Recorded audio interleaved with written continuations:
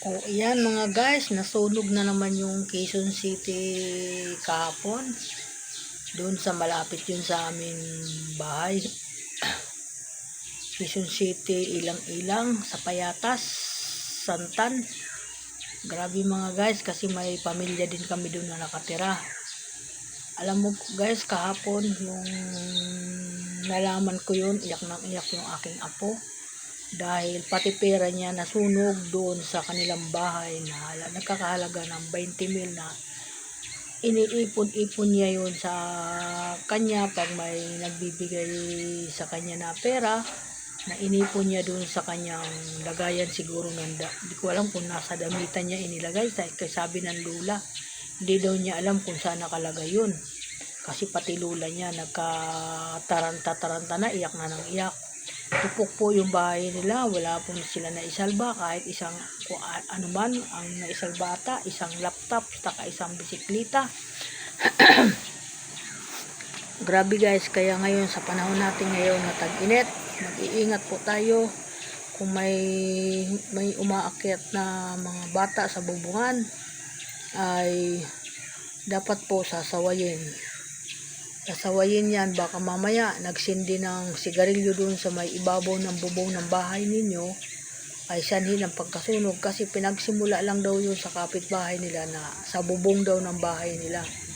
Yan po nangyari, kaya doon nagumpisa ang sunog.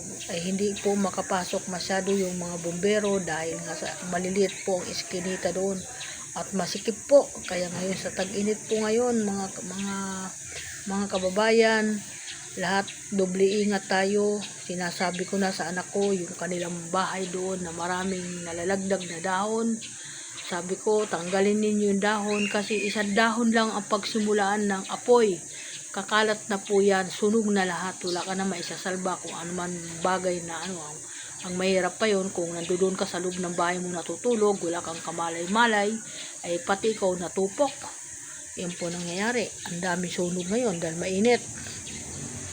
Kaya sinasabi ko lagi sa anak ko na may mga bahay kasi kami doon na walisan ninyo yung mga bubungan doon kasi mamaya itsahan ba, may magloko dyan, itsahan ba ng sigarilyo lang guys, sigurado na kasi sa init ng panahon natin ngayon hindi magliyab yan, ay nako, sabi ko ubos ang imong pinaghirapan. Alam mo, naawa ko doon sa apo ko dahil iyak ng iyak, pinatitigil ko kapon. Buti na lang kamo ang apo ko nandito nagbabakasyon sa bahay sa Bulacan.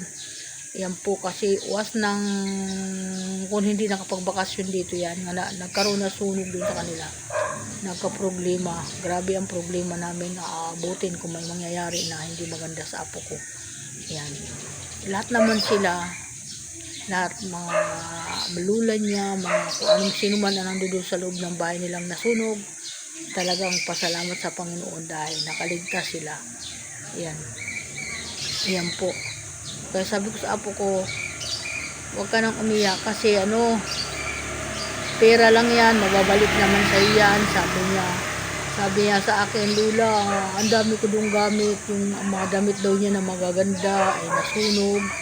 Sabi ko, hayaan mo na, mga damit lang yan. Sabi ko, mapapalitan naman yan pagdating ng araw. Yan po yung sinabi ko sa kanya. Okay naman, kaya napatawa ko naman siya at agad siya na nanghalian. Kasi hindi po siya kumakain ng pagkain ng tanghalian kasi doon po sa nangyari na dinidibdib niya. Pagtawag sa akin ng anak ko, Mama, si Elise, kausapin mo nga, iyak ng iyak. Yan po guys, ang nangyari. Kaya akyat ako sa taas, hindi man ako dahil nga sabi niya, alam mo guys, anong pinaglibang ko sa kanya para mawala yung pag-iiyak niya. Binilihan ko po siya ng french fries sa palengke. Yan. Bumita ako ng palengke at bumili ako ng french fries para mayroon siya manguya-nguya at malibang siya. Hindi, sabi ko, nare-realize naman niya talagang ganun talaga. Ansa ko na biglaan dumarating. Yan po, kaya sa lahat po guys, mag-ingat po tayo. Mga bata na mga naglalaro ng lighter, huwag po nyo paglalaruin. Mga naglalaro dyan na kung ano man mga apoy-apoy dyan sa labas, mga gumagawa ng mga saranggola, minsan nagsusunog yan.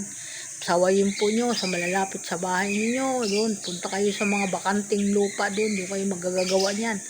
Kaya okay, good morning everyone. Welcome to my vlog. Maraming salamat sa lahat sa mga nasunugan.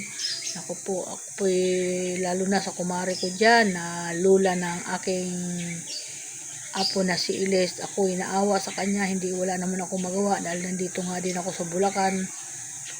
Kaya ayan, sabi ko baka mamaya dinibdib talaga kasi hindi agad-agad mararamdaman yung sakit na mararamdaman sa nangyari kasi biglaan yung taranta ka Kaya ayun guys, ngayon marirealize yung mga nasunog niyang gamit, kung ano man mga naitago nilang bagay na sa madaling salita, sa sandaling mga oras ay nawala yun nang walang masahol ka pa sa ninakawan dyan pagdating ng sunog.